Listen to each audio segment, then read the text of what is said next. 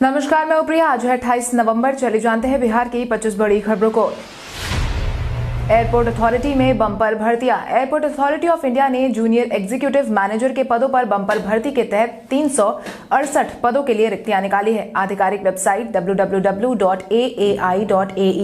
पर ऑनलाइन आवेदन की प्रक्रिया 15 दिसंबर से शुरू होगी। आवेदन की अंतिम तारीख 14 जनवरी 2021 है। मैनेजर टेक्निकल के लिए मैकेनिकल इंजीनियरिंग, ऑटोमोबाइल इंजीनियरिंग में BE, BTech एवं 5 साल का अनुभव। Junior executive air traffic control के लिए BSc फिजिक्स और मैथ्स के साथ या किसी भी फील्ड में इंजीनियरिंग अनिवार्य है। जूनियर एग्जीक्यूटिव एयर ऑपरेशंस के लिए साइंस में ग्रेजुएशन और 2 साल MBA या फिर इंजीनियरिंग में bachelors degree. Junior executive technical के लिए मैकेनिकल या ऑटोमोबाइल में BE, BTech की डिग्री अनिवार्य होगी।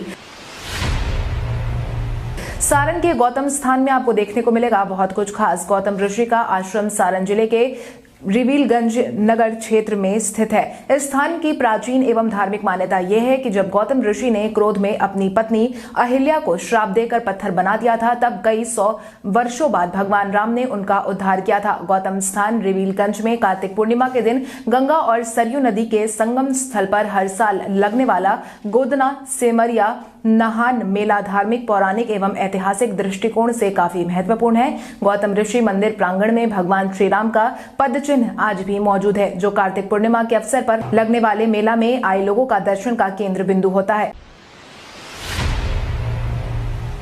यात्रियों की मांग पर रेलवे ने बढ़ाए स्पेशल ट्रेनों के फेरे। यात्रीगण कृपया ध्यान दें, यात्रियों की सुविधाओं को ध्यान में रखते हुए भारतीय रेलवे ने कुछ ट्रेनों के फेरे को बढ़ाने का फैसला लिया है। दरभंगा अहमदाबाद अंत्योदय एक्सप्रेस और 03226 और 03225 और 26 जयनगर राजेंद्र नगर इंटरसिटी एक्सप्रेस का परिचालन अब 31 दिसंबर तक होने वाला है। भारतीय रेलवे ने बिहार के समस्तीपुर मंडल के 13 ट्रेनों के परिचालन की तारीख को विस्तार देते हुए इसे अब 31 दिसंबर तक करने का निर्णय लिया है। पहले इन सभी ट्रेनों को 30 नवंबर तक परिचालित करने का निर्णय लिया गया था। बिहार में कोरोना के मिले लगभग 700 मामले। बिहार में कोरोना का कहर लगातार जारी है। स्वास्थ्य विभाग की तरफ से बीते दिन के पिछले 24 घंटे में जारी किए गए आंकड़ों के अनुसार कुल मिलाकर 698 नए मामले सामने आए हैं, जिसके बाद बिहार में प्रभावितों की संख्या बढ़कर 2,33,840 पर पहुंच गई है। वहीं सर्वाधिक प्रभावित जिलों की माने तो राजधानी पटना में 180 मामले सामने आए हैं। वहीं औरंगाबाद जिले में 50 मामले सामने आए हैं।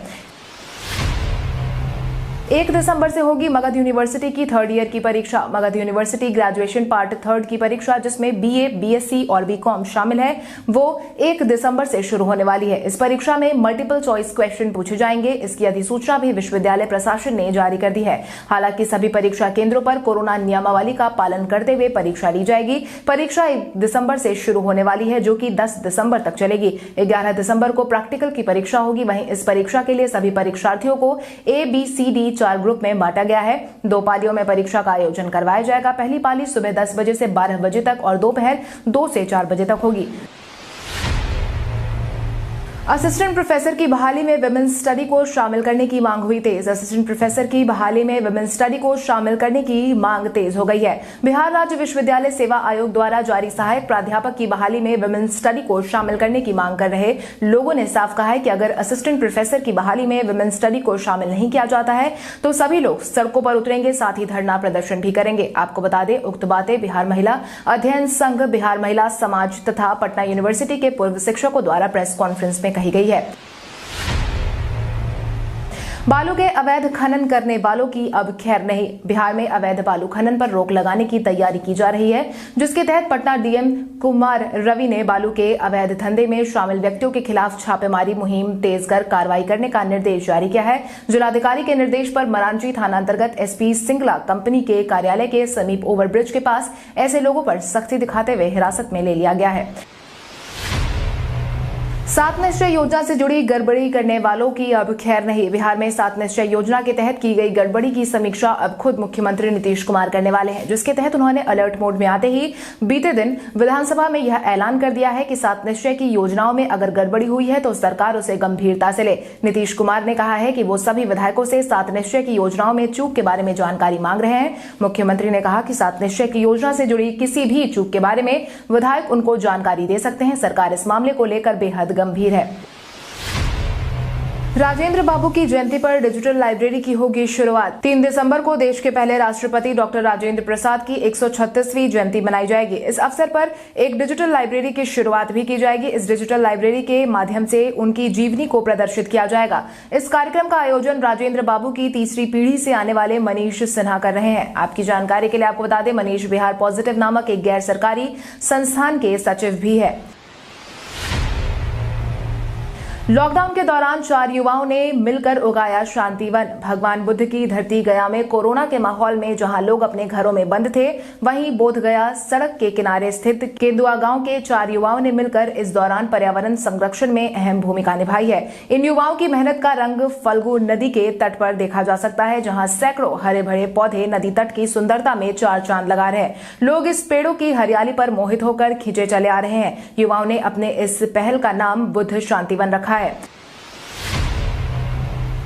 अब राजधानी पटना का सफर होगा और ज्यादा आसान। गंगा नदी पर जेपी सेतु के समानांतर करीब 3000 करोड़ रुपए से 4.5 किलोमीटर लंबा 4 लेन केबल रोड ब्रिज बनाया जाएगा। इन सभी के लिए जमीन अधिग्रहण की प्रक्रिया अगले महीने से शुरू हो जाएगी। मंजूर की गई महत्वपूर्ण परियोजनाओं में पटना से आरा तक करीब 31 किलोमीटर लंबी ग्रीनफील्ड 6 लेन सड़क, आरा से सासाराम तक करीब 95 किलोमीटर लंबी 4 लेन सड़क, जेपी सेतु के समानांतर 4 लेन केबल रोड ब्रिज शामिल है।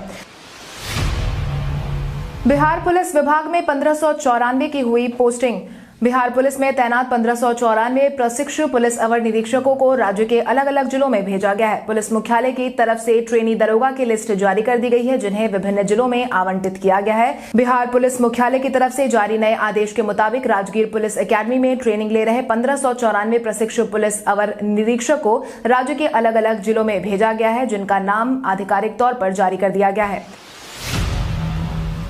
बिहार के पूर्व उप मुख्यमंत्री सुशील मोदी को राज्यसभा भेजना चाहती है भाजपा। भाजपा ने बिहार के पूर्व उप मुख्यमंत्री सुशील कुमार मोदी को राज्यसभा भेजने की तैयारी कर ली है। मिली जानकारी के अनुसार भाजपा ने आगामी राज्यसभा उपचुनाव 2020 के लिए सुशील मोदी को उम्मीदवार बनाया है। राज्यसभा उपचुनाव 14 दिसंबर को होना है। यह सीट लोक जनशक्ति पार्टी के संस्थापक और पूर्व केंद्रीय मंत्री रामविलास पासवान के गुजर जाने के बाद खाली हुई थी। आपको बता दें, सुशील मोदी बिहार के दिग्गज नेताओं में गिने जाते हैं और नीतीश कुमार की अगुवाई में 2005 से 2020 तक एनडीए सरकार में उप मुख्यमंत्री रहे। बिहार, झारखंड और बंगाल के यात्रियों के लिए 1 दिसंबर से शुरू होगी 6 स्पेशल ट्रेनें। बिहार, झारखंड और बंगाल के यात्रियों को अब राहत मिलने वाली है। पूर्व रेलवे 1 दिसंबर से 6 स्पेशल ट्रेनों का परिचालन करने जा रहा है, जिसके परिणाम स्वरूप 2 ट्रेन सियालदह एवं हावड़ा से खुलेगी, जबकि 1 ट्रेन मालदा तथा 1 train Bhagalpur Ranchi special train खुलने जा रही है। पूर्व रेलवे से मिली जानकारी के अनुसार इन सभी ट्रेनों में किराए के साथ स्पेशल चार्ज यात्रियों से लिया जाएगा। हालांकि इन ट्रेनों की बुकिंग शुरू हो चुकी है। ललन पासवान ने विधानसभा में खड़े होकर मांगी सुरक्षा। लालू यादव के कथित ऑडियो के आने के बाद राजद की मुश्किलें तो बढ़ी गई हैं, साथ ही ललन पासवान भी लगातार सुर्खियों में बने हुए हैं। हालांकि अब ललन पासवान को अपनी जान को लेकर चिंता सताने लगी है और यही कारण है कि उन्होंने बीते दिन विधानसभा के आखिरी दिन विधानसभा में खड़े होकर सुरक्षा की मांग की है। इतना ही नहीं, उन्होंने इस बाबत अपना बयान जारी करते हुए कहा कि इस वाकये के बाद मेरे और मेरे परिवार की जान पर बात बनाई है। जिस तरह से मैंने लालू यादव का ऑडियो बाहर किया है, उससे मुझे बहुत डर लग रहा है। लालू यादव की जमानत याचिका टली 11 दिसंबर तक। राजद की मुश्किलें खत्म होने का नाम नहीं ले रही है। जहां बीते दिन लालू प्रसाद यादव यह उम्मीद लगाए बैठे थे कि शायद उन्हें जमानत मिल जाएगी, वहीं उन्हें बीते दिन निराशा हाथ लगी है।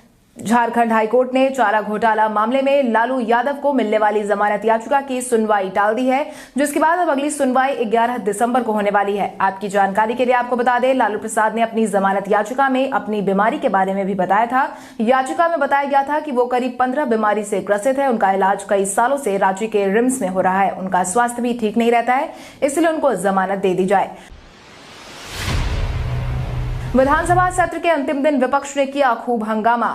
विधानसभा सत्र के अंतिम दिन विपक्ष ने किया खूब हंगामा। बीते दिन विधानसभा सत्र का आखिरी दिन था। वहीं आखिरी दिन सत्र शुरू होने से पहले ही विपक्षी दलों का पुरजोर विरोध देखने को मिला, जिसके तहत राजद, कांग्रेस और वाम दलों ने हंगामा करते हुए सरकार से कृषि बिल वापस लेने की मांग की। सदन के बाहर विभिन्न मांगों को लेकर राजद, कांग्रेस, भाकपा माले के विधायकों ने जमकर प्रदर्शन किया। तेजस्वी यादव के आरोपों को सुनने के बाद बीते दिन मुख्यमंत्री नीतीश कुमार अपना आपा काबू नहीं रख पाए, जिसके बाद दोनों नेताओं के बीच तीखी बहस देखने को मिली।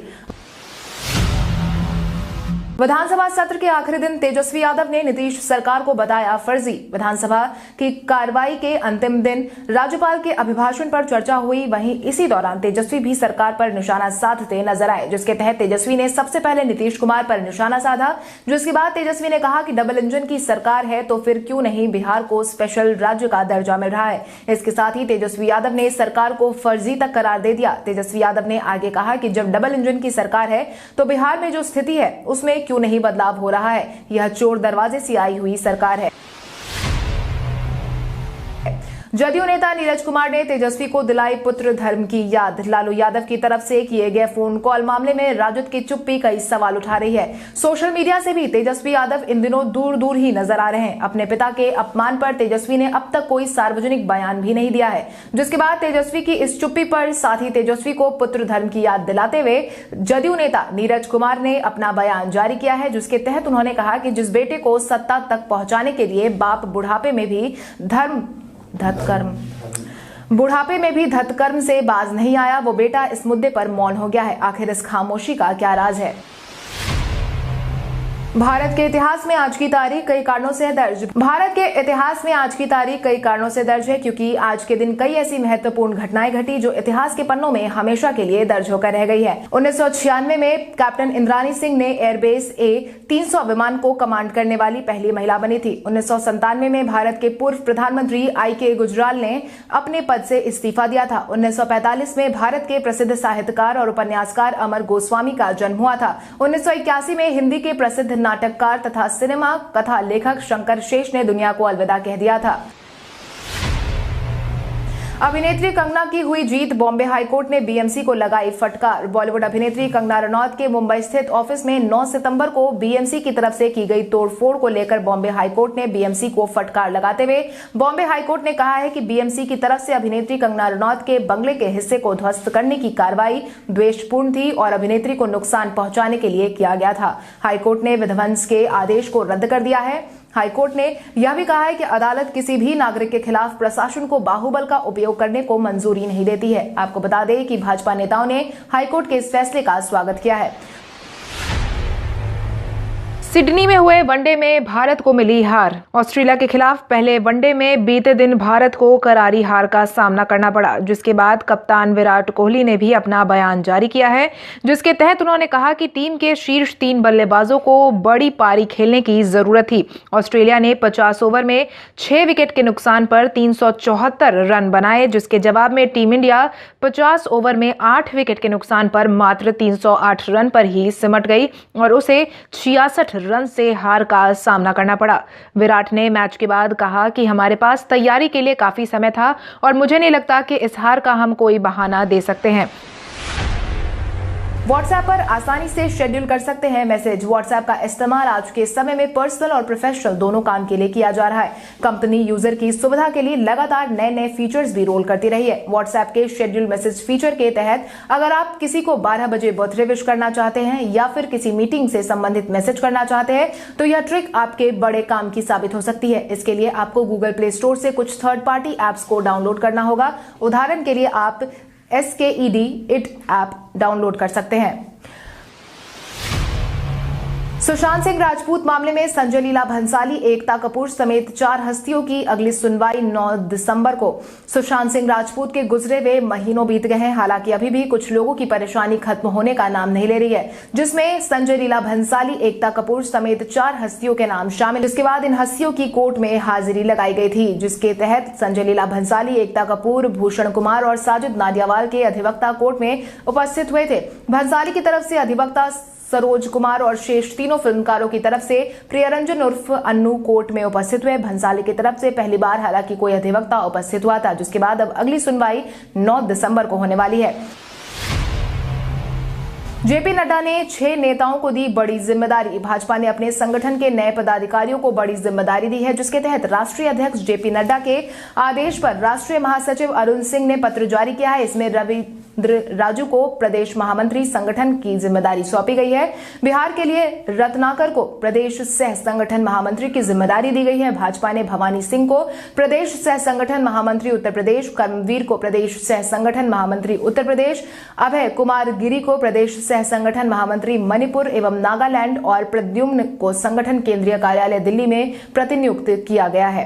कल हमारे द्वारा पूछे गए सवाल का जवाब आप में से बहुत सारे यूजर ने हमें कमेंट करके दिया था, उसके लिए आपका बहुत बहुत धन्यवाद। आप में से जिन यूजर का कमेंट हमें अच्छा लगा है उनके नाम है वंदना राज, अतिकुर रहमान, प्रवीण कुमार, शीतल कुमारी, श्याम प्रसाद, अखिल कुमार, अंकुर कुमार, सुजीत कुमार, साहिक कुमार, जय यादव, शिवम चौबे। इसके अलावा हमारी टीम को और भी लोगों के जवाब अच्छे लगे हैं, मगर समय के अभाव के कारण हम उनका नाम नहीं ले पाए, लेकिन आप हमारे सवालों का जवाब देते रहे। हम कल आपका नाम लेने की पूरी कोशिश करेंगे। तो चलिए बढ़ते हैं आज के सवाल की ओर। आज का सवाल कुछ इस प्रकार है, आपके अनुसार बिहार में सुशासन व्यवस्था सुचारू रूप से जारी है या नहीं? अपने जवाब हमें कमेंट करके जरूर बताएं। इसके साथ ही आज के लिए बस इतना ही। अगर आप ये वीडियो हमारा यूट्यूब पर देख रहे हैं तो हमारे चैनल को सब्सक्राइब करें और बेल आइकॉन दबाना ना भूलें, और अगर आप ये वीडियो हमारा फेसबुक पर देख रहे हैं तो इस वीडियो को लाइक करें और ज्यादा से ज्यादा शेयर करें। धन्यवाद।